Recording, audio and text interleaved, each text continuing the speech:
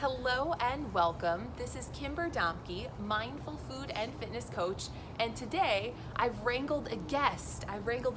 This is my dear friend Sarah from New Zealand, and she happens to be out here in LA with me, so I am here to show you wherever you're at, whatever you've got around you, it is possible to just get yourself moving quickly and effectively and efficiently. And I'm even wrangling a total not stranger, a total newbie who doesn't know what's gonna happen, and we're gonna do this together. So let's just get started. Step next to me, we'll make it nice and easy, just a little bit to warm up, feet together, and some hip circles. Now you can do whatever warm up feels decent to you, but I'm just asking you to mobilize your joints for a moment. Let's circle the other way. Let's take a couple squats. I'm gonna hop back so we can see what's happening. So feet wide apart here, Sarah. Toes turned out a little bit and sink low to press your elbows into the inner thighs if you can. If not, anything around there works. And then take a nice big back bend, arching the spine. Now this is to emphasize the upper back extending, so try to keep your tummy pulled in, and we'll sink low again. The stronger that you press the elbows into the thighs, the more it's gonna help you to actually lengthen your spine. So instead of being in this hunched position, you can get yourself to find a lot more length, and that's gonna help your joints open up, especially if it's morning time like it is for us. And another back bend. And again, this back bend, I don't want you to think of sticking your butt out behind you or your hips too far forward, but lift your chest and try to make your upper back the arching part. Let's do one more. Sink low, and let's add a little bonus here. Open the hand to the right, take a nice big twist. Wow, there's a palm tree, it's tremendous up there. And to the other side. Awesome, awesome. All right, just a couple reverse lunges to open up our hips. So we're just stepping straight back and then stepping together. Whoa, I'm a little unsteady this morning. You might be too.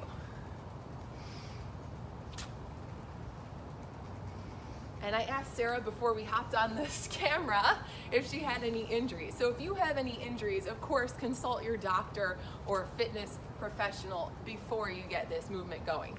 And we'll just add an arm reaching up. So as your leg steps back, an arm reaches up. Don't even worry about which arm, just get an arm up.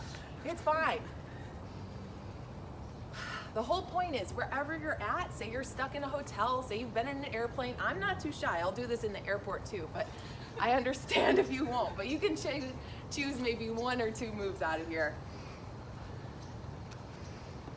Very nice. And let's just get a little bit of a lateral shift. So we might jump off camera here for a second, but we're gonna step to the right and step together. And step to the left, almost leaving the frame there, that's all right.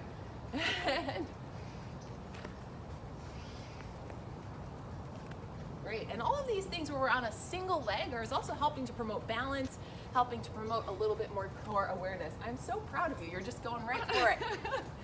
One more time. All right, super basic movements. We're just gonna do a series of the most basic things we can to hit all of our joints, and we're gonna start with body weight squats. You can have your feet parallel or a little bit turned out, and oh, look at this, I found a weight. So in the garage of this house where we're staying, I found a 20-pound weight. Actually, Sarah's the one who found it a couple days ago.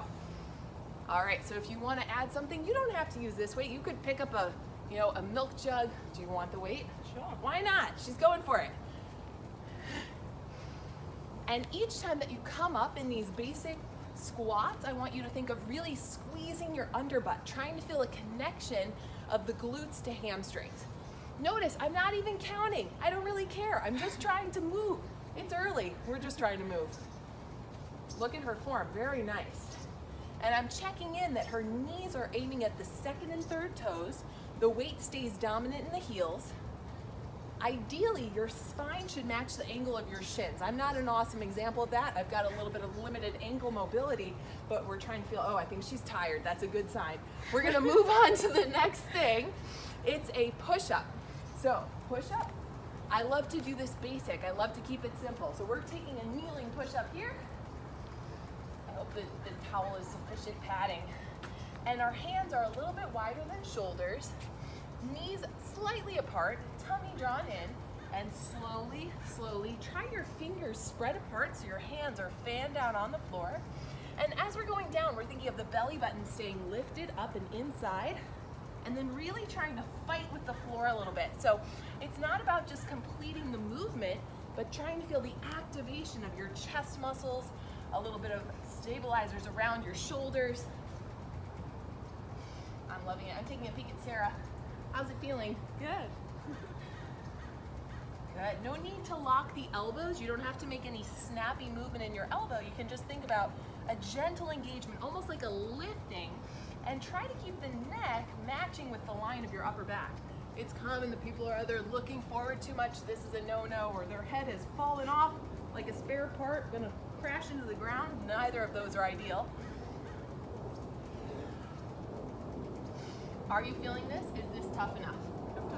She's done, she's done. Well, I want to show you at home how to modify. So say you don't want to take it down to the floor. Look, there's a palm tree. You can turn it into a push-up, a wall push-up. So I'm going to coach Sarah through this. Hop on over. Palm tree, very handy since we don't have a wall here outside.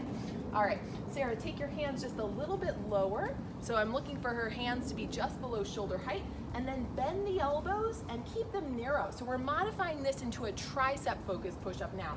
Go ahead and see, yeah, she's wondering, where do I go? We're trying to bend the elbows so they get closer towards the ground. That's it, she's got it now. She's got it now. So keep your tummy in tight. And this is all about, again, having that internal fight with the tree. So you're trying to think of core tight. She's doing an awesome job of keeping the shoulders drawn away from the ears. And look at that spine, super long. She mentioned some neck discomfort, or what was your neck challenge? Anything specific? Neck muscles. Neck muscle stress, but she's doing an awesome job with the neck alignment here. Good, I'm gonna ask her to just slow it down a touch, so really go slow and hug the elbows narrow as your collarbone feels wide. Looking good. All right, so we did a squat, we did a push, we're gonna do a hinge next. This is great if you've got a weight. You're gonna do a slightly turned out position today and hinge your hips back and then slowly come back up to stand. I'm gonna give Sarah the weight, I'm gonna face the side, and we're doing this in a turned out position, so we're getting a little different activation in our hamstring and glute this way. Narrow the heels, yep, nice and narrow. And then as you hinge forward, try to keep a longer, straighter spine. So we're not bending the knees here, we're keeping straight legs. This is a version of a deadlift. Now Sarah, like many people, is going super low because she's flexible, but I'm gonna try to fix her and make sure that the spine stays in an even straighter line. So Sarah, you don't need to hinge quite as low. You can keep your shoulder blades drawn back more. And here we go, let's get about just 4 more. Every time that we're standing up, we're trying to cinch again under your butt and a little bit of inner thigh for this one as well. So at home, this is one where you just want to be a little bit wary. You can keep the range small. Notice I'm not going down really below mid-shin. I'm just taking the hands down to mid-shin and coming up right from there. Get that nice tummy brace. Think of a little bit less knee bend. Awesome, awesome. All right, let's work a row next. So if you've got your weight, whether it's a milk jug or a tin can, it works. We're gonna take 4 rows and then pass the weight to your other arm or your partner. Ready? Here we go. We're hinged forward and let's give it 4 quick rows. Row it back, 4, 3, 2, and Sarah's switching hands. And I'll show a modification, or rather an advancement. And here she goes. So if you want to make this tougher, take it down to the ground for a renegade row. Yeah, you're doing it, but I'm just showing how they can advance it. All right, shall we make it a little bit tougher? Okay, here we go. And with your feet wide apart for that renegade row, hands under the shoulders best you can, row it up 4 times. 4, 3, 2, 1, switch hands, and row it up.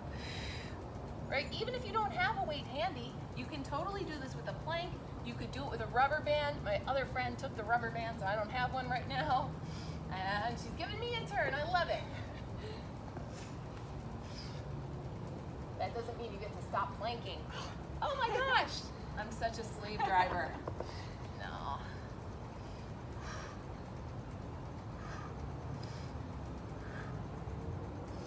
Awesome, we're gonna stand up.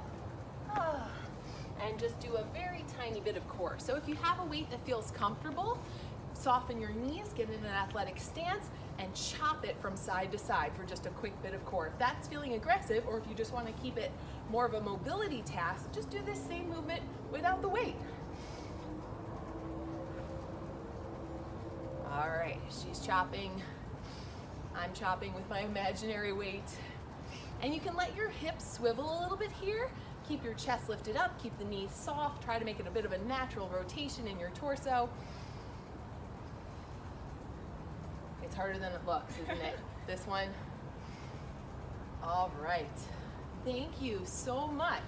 Great work. You're welcome. Nice. Yes, she bravely tackled the challenge at hand. Total surprise workout here on the spot.